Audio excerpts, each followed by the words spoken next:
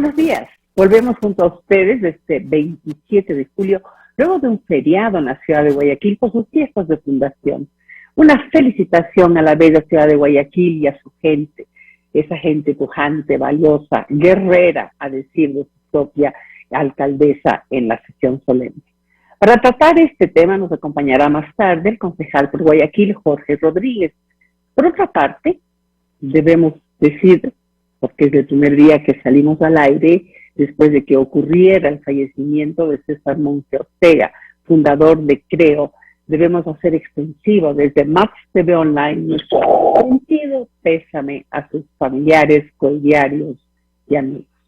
Que en paz descanse. Hoy, nuestro editorial está a cargo del doctor Roberto Briones, médico, docente de la Universidad de Guayaquil, de la Universidad Católica de Guayaquil y conferencista. ¿Cuál será su tema? Crisis del sistema penitenciario. Más hechos, menos palabras. Y bien, cuando son las 7:05, vamos a empezar esta serie de entrevistas hablando de una de esas enfermedades raras, pero que atacan a uno de cada 10,000 recién nacidos, y no solo a bebés, adultos también la pueden padecer. Se trata de la atrofia muscular espinal. Para ello nos acompaña la doctora Rocío Santibáñez Vázquez. Ella es profesora de neurología en la Universidad Católica de Guayaquil, neuróloga en la clínica Kennedy, columnista del diario El Universo, y directora general de la revista ecuatoriana de neurología. Bienvenida, doctora, ¿cómo está usted? Cuéntenos qué es esto de la atrofia muscular espinal. Buenos días, muchas gracias por la invitación. No, la atrofia muscular espinal es una entidad efectivamente rara. Los neurólogos no la vemos con la frecuencia que vemos otras patologías de la infancia, incluso de la adultez joven.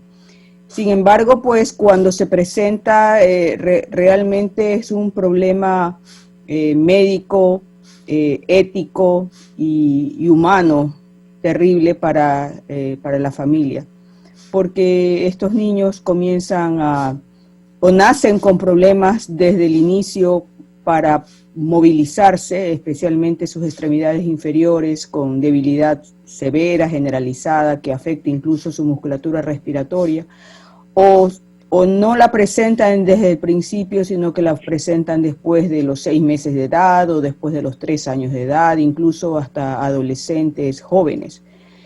Es una enfermedad degenerativa, hereditaria, en el sentido que tiene componentes tanto autosómicos dominantes como recesivos, y básicamente es un defecto en el código genético que permite a las personas desarrollar sus capacidades motoras de manera normal, manteniendo la cognición. O sea, los niños no tienen ningún tipo de retardo intelectual como tal, simplemente es una alteración en el componente motor que hacen que las neuronas que tienen que ver con la motricidad comiencen a degenerarse. Ajá.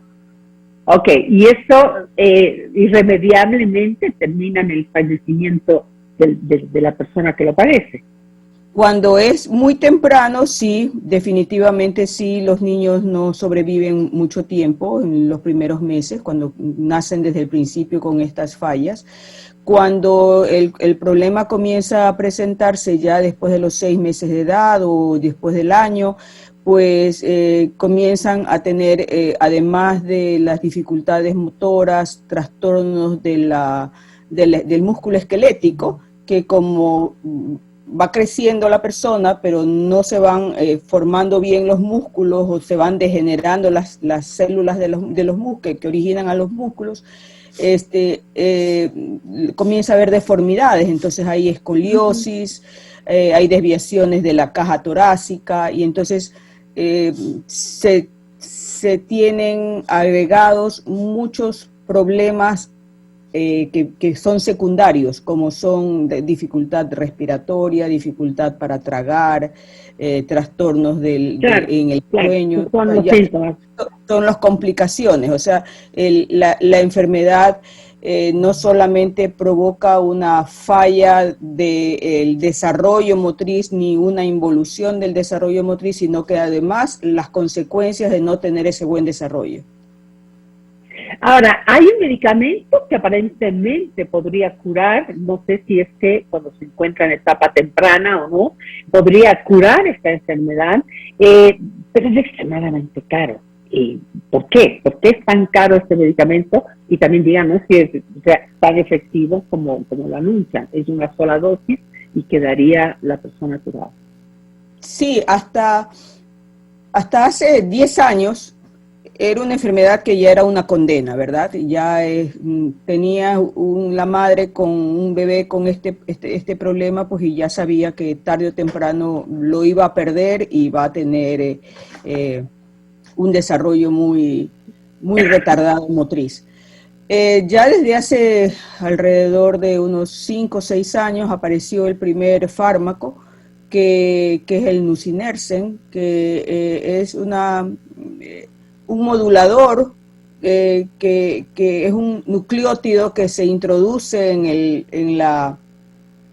en todo este circuito motor para evitar la degeneración, y que consistía en aplicaciones intratecales, o sea, con inyección a través de la columna vertebral, infusiones cada cierto tiempo, con unos esquemas establecidos al principio cada pocas semanas y luego cada cuantos meses, para toda la vida. Y de esa manera se establecía como una terapia de mantenimiento. Eso también existe todavía, es un fármaco extremadamente caro, hasta que apareció ese es el nusinersen. Yo sé, pero ese es el que cuesta $750,000 por aplicación. Exactamente. Viene a ser mucho más caro que el otro parece muerto de risa al lado de porque es para toda la vida. Claro, además que este fármaco implicaba inyección intratecal, que no es lo mismo una infusión a través de la vena que directamente a la columna. O sea, aparte de que tenía sus riesgos, era mucho más invasivo, digámoslo así. Y ahora viene la terapia genética o la terapia génica, que prácticamente es un boom en la medicina en todo lo que corresponde a enfermedades degenerativas, y es lo que se está estudiando, la línea de investigación de muchas enfermedades degenerativas, incluyendo Huntington, Parkinson y todas las enfermedades degenerativas. Entonces, el asunto es que como existe dentro del código genético y dentro del cromosoma, hay una deleción que es simplemente una ausencia de un puente, digámoslo así, entre un cromosoma, entre un alelo y otro. Este nuevo fármaco, que es el que se refiere como el que cuesta millones de dólares, pues este nuevo fármaco lo que hace es introducir un puente para que no ocurra este defecto genético en el desarrollo, y por lo tanto pararía de cierta manera o detendría de cierta manera el proceso degenerativo. ¿Por qué es que cuesta tanto este fármaco? La verdad es que es algo que no se entiende totalmente, porque no sabemos quiénes realmente colocan el precio base. Pero en teoría lo que se dice y lo que sostienen los laboratorios es que con una sola aplicación uno se ahorra entre comillas todo lo que equivaldría al proceso de vivir con la enfermedad, todas las complicaciones y todos los complementos que necesitaría un niño, rehabilitación, silla de ruedas y todo eso, como un cálculo global. Aparte que también el proceso de generación de este fármaco y el descubrimiento de este fármaco ha llevado muchísima inversión científica hasta llegar a conseguirlo. pero todavía no podemos decir de manera global, bueno, y a partir de dónde es que consiguieron ese valor, y sí, cuesta, pero es alucinante. Y muchas veces son las patentes, etcétera. Estamos hablando de empresas farmacéuticas como Novartis, que tengo entendido que es la que la está produciendo, que compra la patente ahorita y así, bueno, van comprando los insumos que se requieren para finalmente terminar con el medicamento. Pero es que realmente no tiene sentido cuando estamos hablando de la salud mundial. No sé si a eso se refería usted cuando dijo al principio, este es un problema médico, pero también es un problema ético y es un problema humano. Nosotros estamos viviendo en Ecuador el caso de Derek, del bebé Manavita, que requiere de este medicamento para salvar y el ¿no? caso de Derek, el de Derek porque ha tenido información mediática, pero ha habido muchos casos que simplemente han muerto y que pasaron simplemente desconocidos, porque uno encuentra a estos niños que son recién nacidos y que son totalmente flácidos, y una de las opciones de diagnóstico diferencial es justamente la amiotrofia espinal. Entonces, de Derek, porque es conocido y ha destapado un poco la tragedia, la tragedia que vive. Así como Emma en Argentina y tal, sí, usted tiene toda la razón. La mamá tuvo el acierto, se podría decir, de haberlo hecho un tema mediático, de pedir ayuda prácticamente a gritos, con megáfono a través de los medios. El otro día entrevistábamos a Ivonne Baki, nuestra, ¿cómo se llama? Nuestra embajadora en Estados Unidos, y ella dice que están atrás del tema conjuntamente con el gobierno y están buscando la forma de ayudar, pero claro, porque este es un tema mediático, como usted lo dijo, y llegó a otros oídos. Estaba leyendo, si de cada 10.000 nacimientos, uno padece de esta enfermedad, y haciendo así una matemática básica, en el 2020 tuvimos 275.437 nacimientos vivos en Ecuador. Eso querría decir, doctora, que 26 niños padecerían esta afección, esta enfermedad. Muchas veces no son diagnosticados, porque el diagnóstico implica también el acceso al estudio genético, que no es algo que está estandarizado en nuestro medio, porque nosotros no carecemos de médicos genetistas si hablamos de la parte proporcional, y los estudios genéticos no son baratos. ¿Ya? Entonces, no es simplemente tener el cariotipo y decir que tienes 46 cromosomas y nada más, es que implica otro tipo de estudios que aquí en el Ecuador no se hacen de manera rutinaria, y los pocos que se hacen se mandan afuera o son muestras que se mandan fuera al exterior. Nosotros aquí en la parte genética estamos en pañales. Entonces, ¿quién sabe cuántos no se han diagnosticado? Y simplemente pasaron niños que no crecieron, no desarrollaron y que simplemente fallecieron en el intento.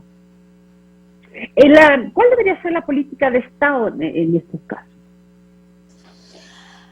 A ver, yo creo que la política de Estado debe pasar por tener la cobertura médica que en general se necesita, básica a nivel general, en cuanto a enfermedades que cubran enfermedades genéticas, que es algo que aquí, no solamente aquí, en todas partes, es un problema que está universalizado, pero que en nuestros países como el Ecuador, pues tienen un grave... un grave vacío porque no carecemos de esa especialidad como tal. Y una vez que ya tengamos el acceso al código, a la medicina genética como tal, tener un consejo genético, porque una vez que está establecido una enfermedad de este tipo, pues hay que establecer cuál es el riesgo de persistir o de mantener esa herencia en las generaciones siguientes. Y en otras partes, cuando se establece una enfermedad genética de este tipo, se reúne un comité con la familia, pues, y dice, bueno, Juanito y Pepito tienen el 50% de que sus generaciones, sus hijos tengan la enfermedad. Y entonces se establece como un patrón a corto plazo de cómo se proyectaría la posibilidad de heredar para de alguna manera pues esos padres decidan si van a ser padres o no van a ser padres. También el acceso al diagnóstico prenatal. O sea, hay muchas cosas que en salud pública nosotros no la tenemos. Y una vez que ya tenemos el problema, si no hay acceso a la medicina con estos precios estratosféricos que ni en Estados Unidos se puede, la mayoría de los médicos está en desacuerdo con estos precios alucinantes, por lo menos que existe el apoyo, ¿no? El apoyo del acompañamiento a la madre, al paciente y el acompañamiento con la cobertura que requiere la terapia física, la terapia nutricional, la estimulación motora, la estimulación cognitiva, todo lo que efectivamente, eso es muy bien, sí, tienes eso no tenemos, es que eso no tenemos. Nosotros en los hospitales tenemos simplemente 2 o 3 consultas que son muy espaciadas entre una y otra, y las terapias pues son muy cortitas o no hay terapias, y ya lo sabemos. Y debería haber un acompañamiento también psicológico a esas familias, ¿no? Sí, doctora. Hay otro problema, otra vista de esto, que no sé, molesta tanto, ¿no? Como se maneja en ciertas esferas todo el tema de farmacéutico y de los medicamentos en general, y es esto del seguro. El seguro tampoco lo cubre. O sea, uno puede tener un mega genial seguro, pero no le va a cubrir esto. ¿Por qué? ¿Qué es lo que dicen? ¿Por qué no lo podrían cubrir? A ver, ahí hay algo que es un poco incómodo decirlo, pero que es la verdad, y es el interés económico. Y eso es algo realmente triste de aceptarlo, de discutirlo, pero creo que es algo lo real. Entonces el interés económico prevalece sobre los intereses humanos, pongámoslo así. Entonces a un seguro médico pues no le conviene. A un seguro médico le conviene que usted tenga una neumonía, que tenga un inicio y un fin, y se acabó. Claro. Cuando el momento en que un seguro médico tiene que aportar o tiene que afrontar una enfermedad que le represente $5,000, $6,000 mensuales, entre medicinas, entre terapias físicas, entre silla de ruedas y todas las cosas, pues ya no es negocio. Entonces es una cuestión de negocio. Y eso pues lamentablemente se ha hecho más evidente en las últimas décadas, donde el descubrimiento de la medicina ha podido establecer unas opciones en que usted puede alargar su vida de una manera más o menos digna. Antes un paciente con un Parkinson, con un Alzheimer, se moría en 2 o 3 años. Ahora un Parkinson y un Alzheimer puede vivir 15 años, y pues 15 años son 15 años de un desembolso mensual, de un presupuesto familiar inmenso. Entonces, todo eso es una cuestión de interés económico, y eso debería tener una cobertura de salud pública, y que no la tenemos.